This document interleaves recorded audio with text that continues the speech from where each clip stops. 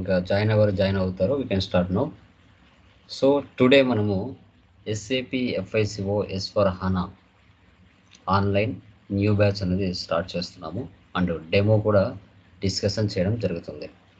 So SAP FICO అనేది ఈ యొక్క సాఫ్ట్వేర్ అనేది ఎక్కడ యూజ్ చేస్తామో, ఈ సాఫ్ట్వేర్ నేర్చుకోవడం వల్ల మనకి మార్కెట్లో జాబ్స్ ఫ్రెషర్గా కానీ తర్వాత ఎక్స్పీరియన్స్గా కానీ మనకు మార్కెట్లో ఏ విధంగా ఉంటాయి, ఈ SAPని అకౌంటింగ్ ప్యాకేజ్గా మనం చెప్పుకోవడం జరుగుతుంది.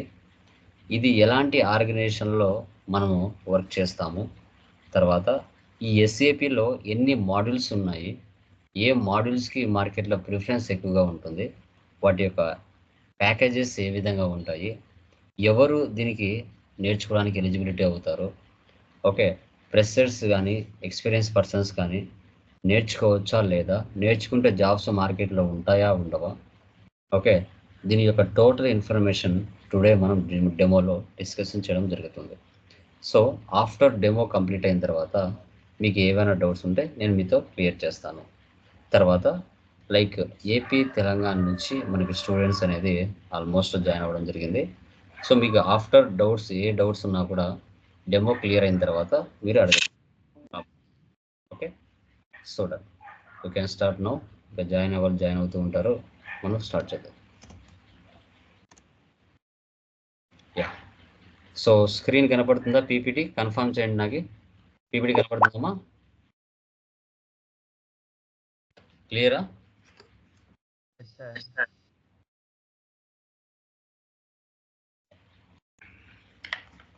Okay guys, done.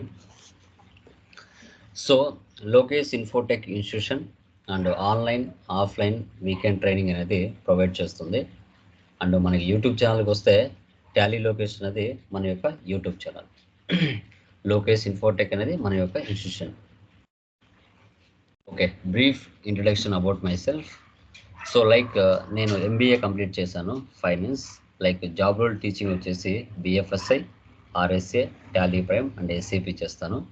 Banking, finance and services and insurances, retail sales associate and మనం TOT certified training of trainer. Like skill development సెంటర్స్లో ఎక్కడికైనా వెళ్ళి ట్రైన్ చేయడానికి ఛాన్సెస్ ఉంటుంది. సో మనకి టోటల్గా 9 years ఆఫ్ ఎక్స్పీరియన్స్ ఉంది. And training and industry experience మనకి టాలీ మీద మ్యాక్సిమం మనకి 7 years పైనే ఉంది. సో రియల్ టైం మనకి డిస్కస్ చేయడం జరిగింది. So trainees maximum 12,000+ offline and online training చేయడం జరిగింది. ప్లేస్మెంట్స్ 250+ మనం ప్రొవైడ్ చేయడం జరిగింది. So NSDC and Tally certified trainer. So learning new applications, develop new content, practical materials also తయారు చేస్తాను. అమెజాన్, ఫ్లిప్కార్ట్, లైక్ మీషోలో కూడా మన మెటీరియల్స్ అవైలబిలిటీలో ఉంటాయి. చాలా నెంబర్ 1గా మన మెటీరియల్స్ అనేది మార్కెట్లో వెళ్తూ ఉంటాయి. సో మన యొక్క మెయిన్ గోల్ వచ్చేసి మ్యాక్సిమం 50K అబోవ్ స్టూడెంట్స్ని ట్రైన్ చేయాలి విత్ ప్రాక్టికల్ నాలెడ్జ్తో, విత్ గుడ్ ప్యాకేజెస్తో శాలరీస్ షో చేయాలన్నదే మన యొక్క main intention. Place Kadapa, Andhra Pradesh. మన యొక్క యూట్యూబ్ ఛానల్ టాలీ లోకేష్ 26,000+ మనకి సబ్స్క్రైబర్స్ మార్కెట్లో ఉన్నారు. ఎందుకు మనకు ఇంతగా ఆదరణ వస్తుందంటే ఏపీ తెలంగాణలో, సో ఏదైనా ఒక సబ్జెక్ట్ని తెలుగులో నీట్గా ఎక్స్ప్లెయిన్ చేయడం ద్వారా, ఈచ్ అండ్ ఎవ్రీథింగ్ పాయింట్ నీట్గా ఎక్స్ప్లెయిన్ చేయడం ద్వారా ఆల్మోస్ట్ ఏపీ తెలంగాణ ప్రజలు మనల్ని లైక్ చేస్తున్నారు.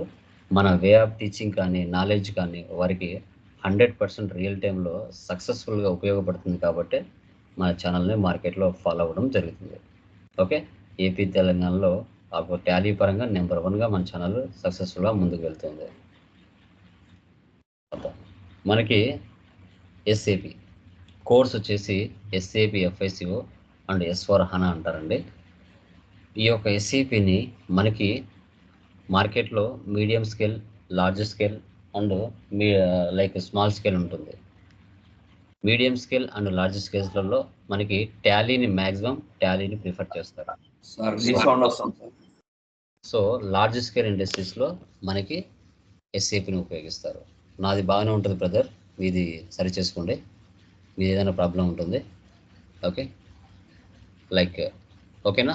మనకి SAPని లార్జ్ స్కేల్ ఇండస్ట్రీస్లో మనకు దీన్ని ఉపయోగించడం జరుగుతుంది. ఓకే. ఎందుకు సార్ ఎస్ఏపిని లార్జ్ స్కేల్ ఇండస్ట్రీస్‌లోనే ఉపయోగించాలి అంటే, ఎస్ఏపి వచ్చేసి మనకి మ్యానుఫ్యాక్చరింగ్ కంపెనీస్‌లో దీన్ని యూజ్ చేస్తారు.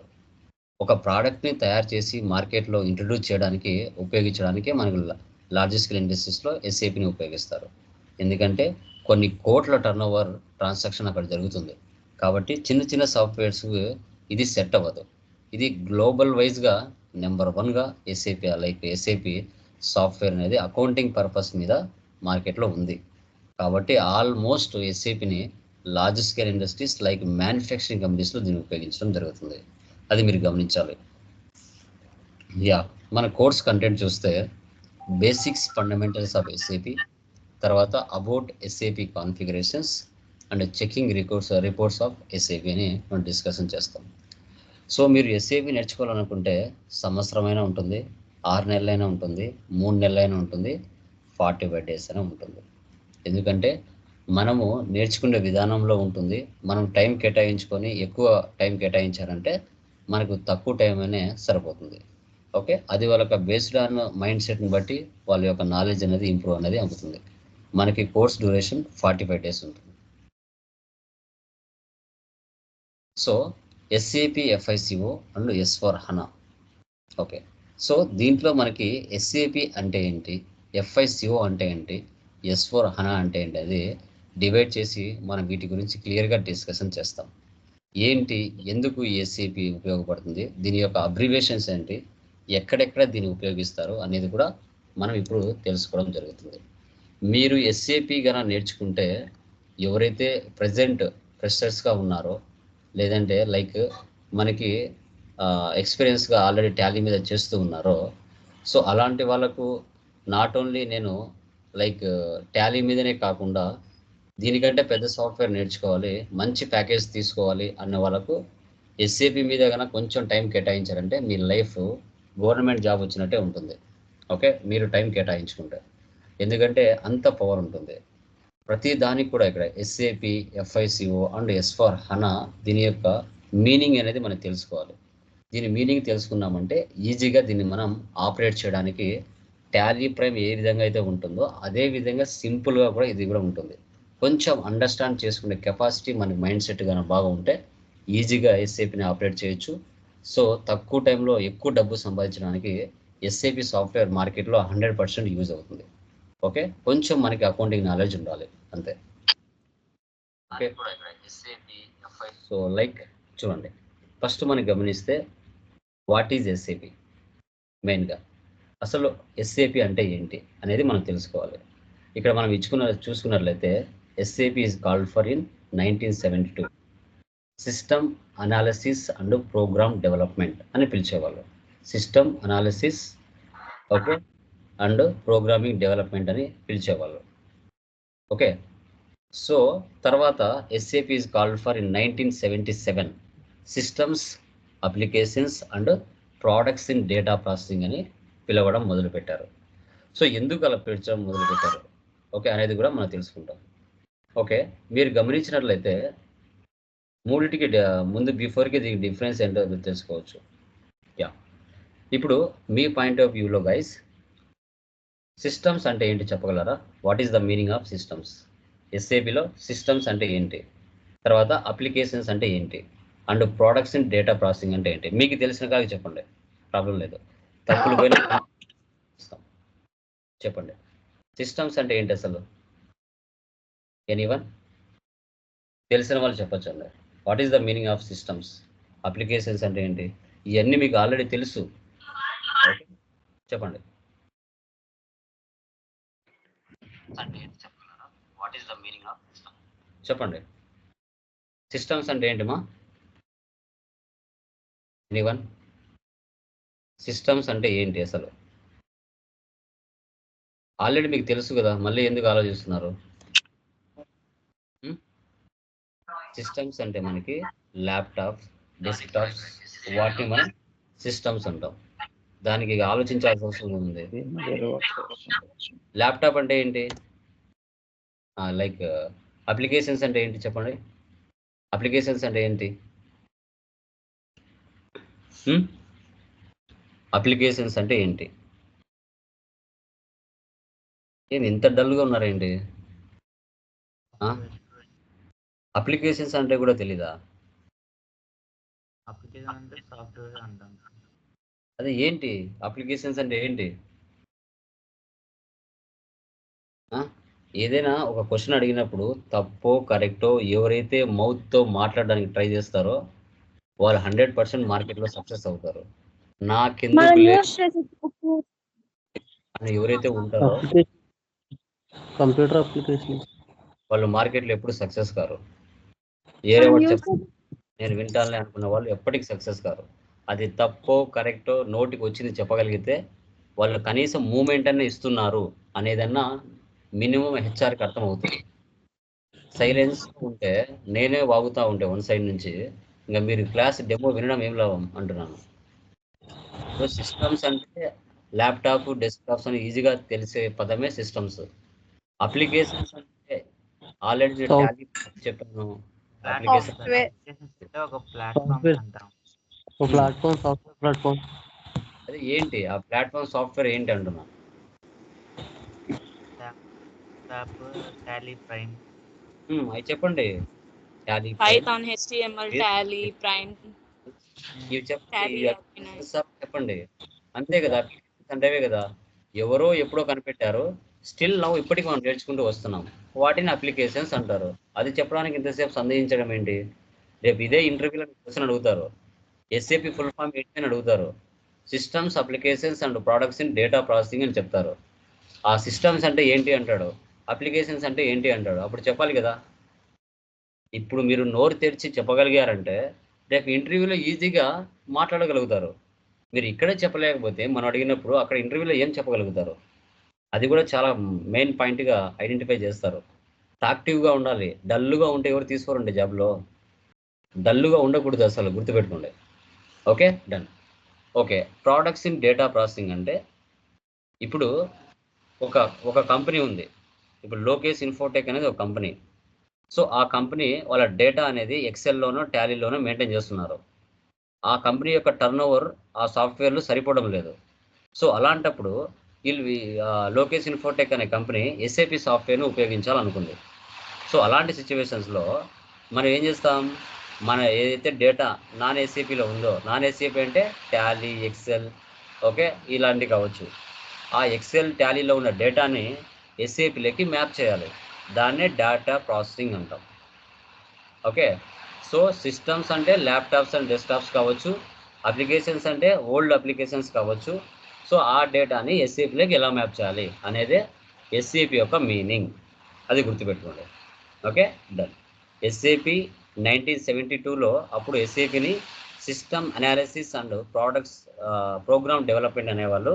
1977లో దాని పేరు మార్చారు. Systems applications and products in data ప్రాసెసింగ్గా మార్చారు. ఓకే, నెక్స్ట్ ఎఫ్ఐసిఓ అంటే ఏంటి? FI stand for finance, CO stands for controlling. So finance అనేది ఎక్స్టర్నల్ రిపోర్టింగ్ని సూచిస్తుంది. ప్రాఫిట్ అండ్ లాస్ బ్యాలెన్స్ షీట్ని షో చేస్తుంది. కంట్రోలింగ్ అనేది ఇంటర్నల్ రిపోర్టింగ్ని షో చేస్తుంది, అంటే కాస్ట్ను తగ్గిస్తుంది. దీన్ని మనం మేనేజ్మెంట్ రిపోర్టింగ్ కూడా అని పిలవచ్చు. ఇప్పుడు ఫైనాన్స్ అంటే ఏంటి? ఎక్స్టర్నల్ రిపోర్టింగ్ అని చెప్పాం. ఈ ఎక్స్టర్నల్ రిపోర్టింగ్ ఎందుకు ప్రపంచానికి షో చేయాలి? ఒక కంపెనీ యొక్క profit and loss balance sheet ప్రపంచానికి ఎందుకని షో చేయాలి చెప్పండి? ఏ పర్పస్? కంపెనీ ప్రాఫిట్ లో ఉందా, లాసెస్ లో ఉందా తెలుసుకోవడం. Very good. ఇంకా ఇంకా ఇప్పుడు ఎందుకని ఓకే, ప్రాఫిట్ అండ్ లాస్ లో ఉందా, ఎలా ఉందని తెలుసుకోవాలని అన్నారు. బాగుంది. ఎందుకని అలా ప్రపంచానికి షో చేయాలి? రీజన్ ఏంటి అసలు? ఏ గవర్నమెంట్ ట్యాక్స్ గవర్నమెంట్ కి ఇంత ప్రాఫిట్ ఉంది, ఇంత లాస్ ఉందని ట్యాక్స్ బేసిస్ లో చూపించడానికి సార్. అంతేనా? ఇంకా గుడ్ విల్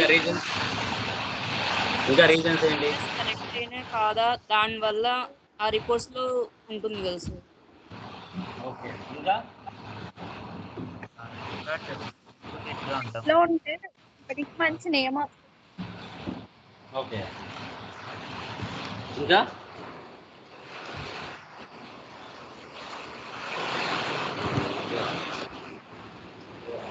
వర్షం వచ్చేస్తుంది. ఇంకా సౌండ్ వస్తుందా ఇంకా ఎక్కువ బ్యాక్గ్రౌండ్లో ఏమైనా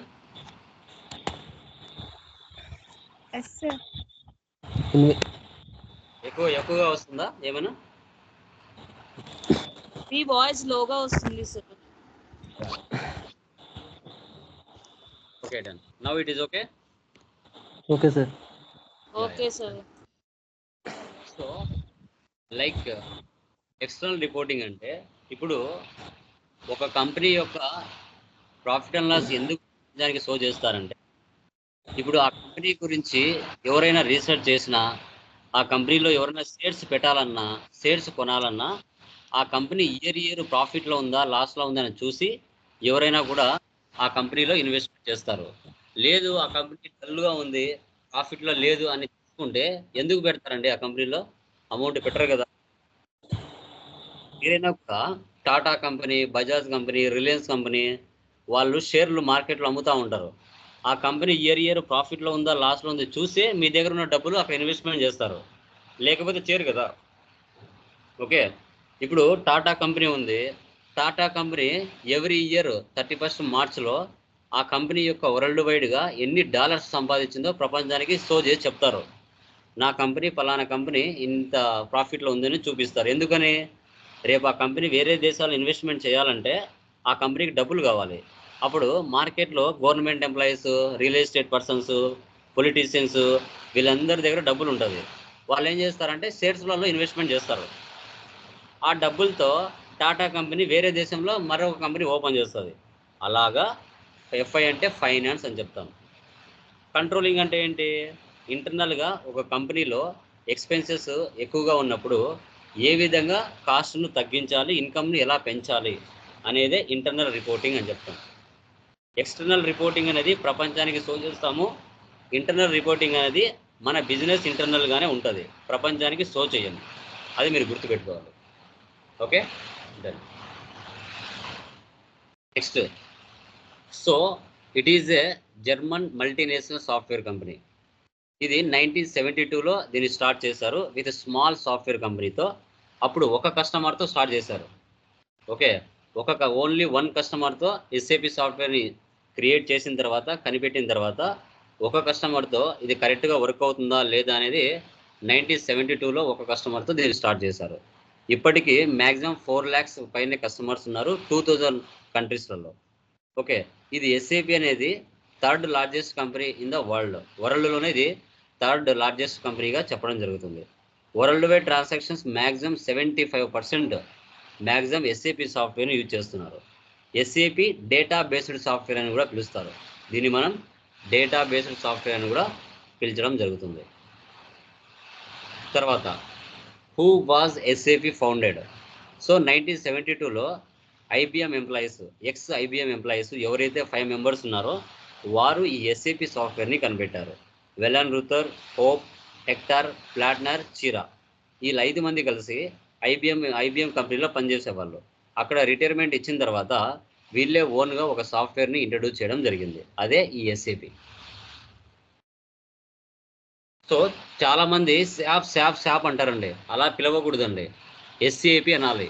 శాప్ అని పిలవనేకూడదు, ఎస్ఏపి అని చెప్పాలి.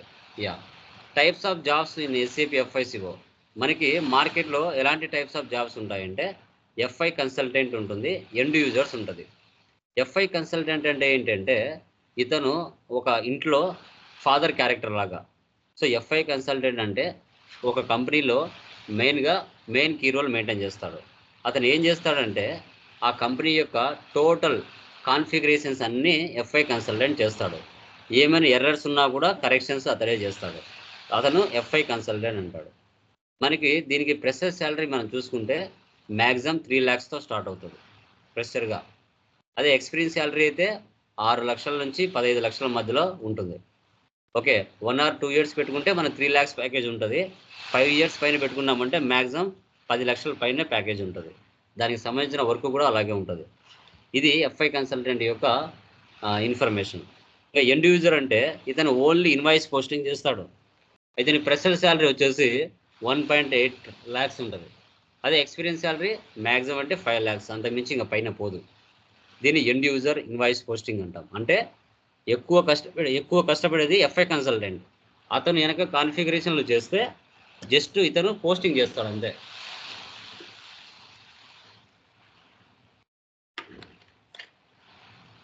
సో అదేనమాట. ఒక పర్చేజ్ ఇన్వాయిస్, ఒక సేల్స్ ఇన్వాయిస్ ఎంటర్ చేయాలి అంటే ఆ purchase invoice, sales invoice post చేయడానికి బ్యాక్ ఎండ్లో ఒక ప్రోగ్రామింగ్ లాగా సెటప్ చేసేది ఎవరు అంటే మనకి ఎఫ్ఐ కన్సల్టెంట్. సో అతను తయారు చేసిన తర్వాత సింపుల్గా ఎంట్రీస్ పాస్ చేసేది ఎవరు అంటే ఎండ్ యూజర్. కాబట్టి ఎండ్ యూజర్కి శాలరీ తక్కువ ఉంటుంది, అతను రిస్క్ తీసుకోడు. బట్ కానీ మనకి ఎక్కువ రిస్క్ తీసుకునేది ఎవరు? FI consultant. అది గుర్తుపెట్టుకుంది. నెక్స్ట్ ఎస్ఏపి అనేది ఈఆర్పి సాఫ్ట్వేర్ అంటారు. సార్ అసలు ఈఆర్పి అంటే ఏంటి సార్ అంటే ఎంటర్ప్రైజ్ రిసోర్స్ ప్లానింగ్. ఎంటర్ప్రైజ్ అంటే ఒక కంపెనీ కావచ్చు, ఒక ఆర్గనైజేషన్ కావచ్చు, ఒక ఇండస్ట్రీ కావచ్చు, ఒక ఫర్మ్ కావచ్చు. రిసోర్స్ అంటే ఒక బిజినెస్ స్టార్ట్ చేయడానికి గల రిసోర్స్ మనకి ఏంటి కావాలి? అసెట్స్ కావాలి, ఓకే, మ్యాన్ కావాలి, మనీ కావాలి, రిసోర్స్. దీన్ని రిసోర్స్ అంటారు. ఆ బిజినెస్ స్టార్ట్ చేయాలంటే ప్లానింగ్ ఉండాలి.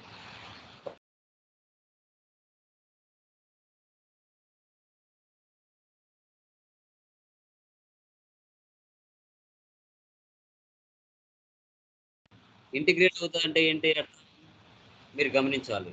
ఇంటిగ్రేట్ అవ్వడం అంటే ఏంటి అంటే ఈ సాఫ్ట్వేర్ వేరే సాఫ్ట్వేర్లతో సింక్ అవుతుంది. అవసరమైనప్పుడు వేరే సాఫ్ట్వేర్లు వచ్చి దీంట్లో కలిసినా వర్క్ చేయగలుగుతుంది. దీన్నే ఇంటిగ్రేషన్ అంటారు. ఓకే.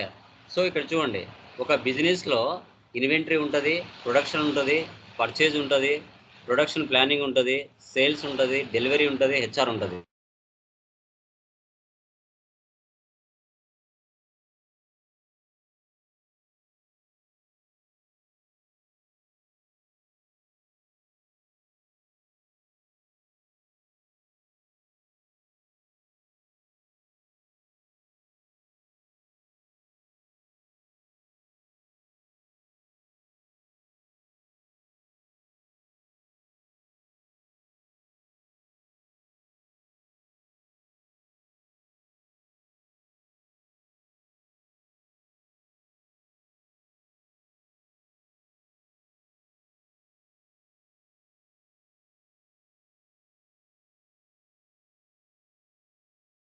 ఓకే, ఇవన్నీ ఏంటంటే ఎక్స్ట్రా ప్రొడక్ట్స్ ఎస్ఏపిలో.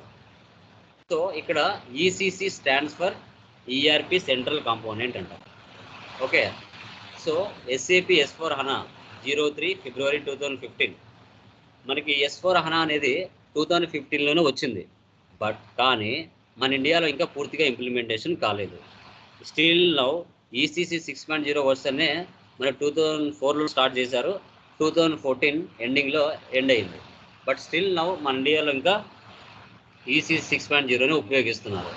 ఇంకా మన ఇండియాలోకి పూర్తిగా రావాలంటే 2027 కానీ 2030 కానీ పూర్తిగా S/4HANA అనేది మార్కెట్లోకి వస్తుంది. స్టిల్ నౌ ఇంకా చాలా కంపెనీస్లలో ఈసీసీ 6.0నే ఉపయోగిస్తున్నారు. దానికి దీనికి పెద్దగా డిఫరెన్సెస్ ఏముండవు, కొన్ని ఫీచర్స్ మారుతాయి, అవి మనం డిస్కషన్ చేస్తాం. తర్వాత ఎస్ఏపి R3 సర్వర్స్, ఇది చాలా ఇంపార్టెంట్. ఎస్ఏపి అనేది సర్వర్స్ మీద ఒకటి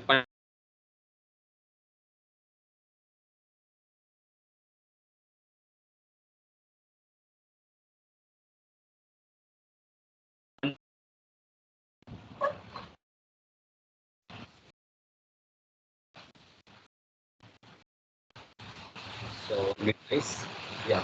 వాయిస్ వినపడుతుందా? క్లియర్? Yes, sir.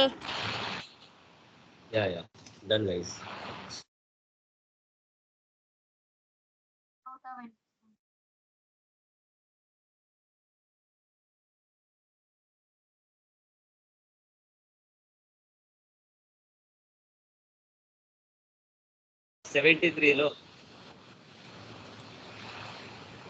లో గైస్, ఓకే.